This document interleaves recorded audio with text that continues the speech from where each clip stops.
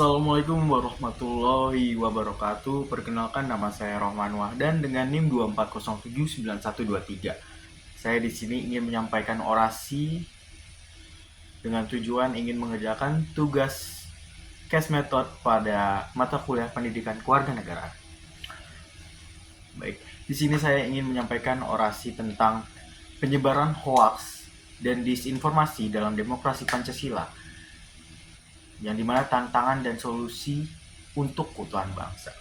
Hadirin yang saya hormati, di era digital ini kita menghadapi banyak fenomena dalam hal yang penyebaran hoax dan juga disinformasi yang semakin merajalela. Hoax itu tidak hanya merusak kualitas informasi yang kita terima, tetapi juga mengancam demokrasi kita, khususnya pada demokrasi Pancasila. Nilai-nilai luhur Pancasila yang mengutamakan musyawarah, persatuan, dan juga penghormatan terhadap hak asasi manusia kini diuji oleh informasi yang salah dan menyesatkan. Penyebaran hoaks lebih dari sekedar masalah teknis. Ini adalah sebuah tantangan sosial politik yang mempengaruhi interaksi kita sebagai bangsa. Dalam orasi ini, saya akan membahas bagaimana isu ini bertentangan dengan nilai-nilai Pancasila dan bagaimana kita dapat menghadapinya. Mari kita mulai dengan melihat bagaimana hoaks bertentangan dengan nilai-nilai dalam dasar nilai-nilai yang ada pada Pancasila. Pada yang pertama, ketuhanan yang Maha Esa, di mana nilai ini dalam Pancasila kita mengajarkan kita untuk menjunjung tinggi kerukunan antar umat beragama. Namun tetapi hoaks ini seringkali digunakan untuk menyebarkan kebencian antar agama, yang dimana memicu ketegangan sosial dan juga merusak keharmonisan antar umat beragama yang ada di Indonesia. Kemudian yang kedua, kemanusiaan yang adil dan juga beradab. Pancasila itu menghargai martabat manusia dan juga hak asasi setiap individu. Penyebaran hoaks ini yang dapat merusak reputasi atau kita sebagai individu itu menyudutkan kita sebagai individu yang bertentangan dengan prinsip yang ini, dan pada akhirnya dapat merusak keadilan sosial. Kemudian yang ketiga, persatuan Indonesia, yang dimana penyebaran hoaks ini seringkali memperburukkan polarisasi dalam masyarakat, yang dimana bisa dengan memanfaatkan perbedaan etnis, agama, ataupun politik, yang dimana hal ini sangat-sangatlah mengancam persatuan dan integritas NKRI yang menjadi landasan utama Pancasila. Kemudian yang keempat, kerakyatan yang dipimpin oleh hikmat kebijaksanaan dalam permusyawaratan perwakilan. Hoaks ini menciptakan kebingungannya dalam publik, merusak musyawarah yang dimana seharusnya menjadi inti dalam demokrasi kita. Keputusan yang diambil berdasarkan informasi palsu itu akan mengkaburkan proses demokrasi itu sendiri, yang dimana demokrasi kita hanya akan semakin kacau.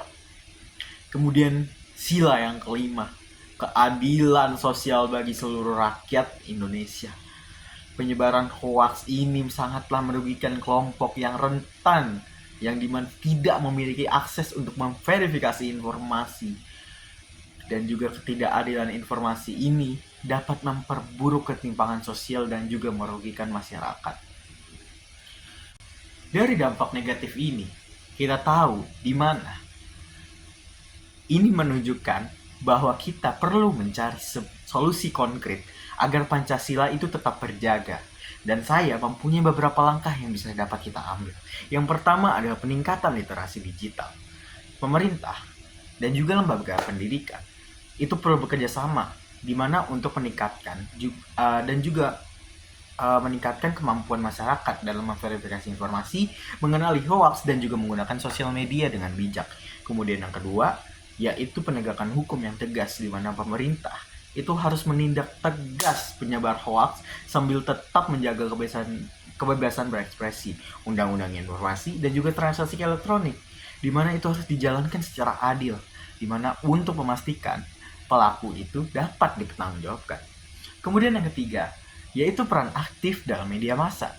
Di sini sebagai media harus lebih selektif dalam menyebarkan informasi yang akurat, terutamanya dalam jurnalismenya sendiri. Jurnalisme yang berintegritas sangat penting untuk menjaga kebenaran dan juga keperimbangan dalam informasi. Kemudian yang keempat yaitu kolaborasi dengan platform digital. Pemerintah kita itu perlu bekerja sama dengan media sosial dan platform digital yang mendeteksi dan juga menanggulangi penyebaran hoax dengan cara yang lebih efektif. Kemudian yang kelima, kesadaran dalam kita bermasyarakat. Nah, masyarakat atau tentunya kita sendiri itu harus lebih bijak dalam berbagi informasi. Kita pun sebagai individu memiliki tanggung jawab untuk memeriksa kebenaran.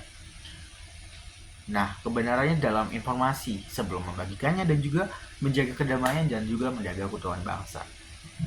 Jadi, penyebaran hoaks dan disinformasi itu bukanlah hanya sebuah tantangan teknis, tetapi juga ancaman terhadap esensi demokrasi Pancasila.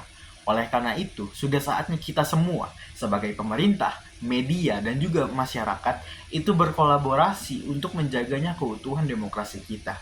Dengan demikian, Indonesia itu akan tetap berdiri tegak dalam keberagaman, persatuan, dan juga kedamaian. Terima kasih, sekian dari saya. Wassalamualaikum warahmatullahi wabarakatuh.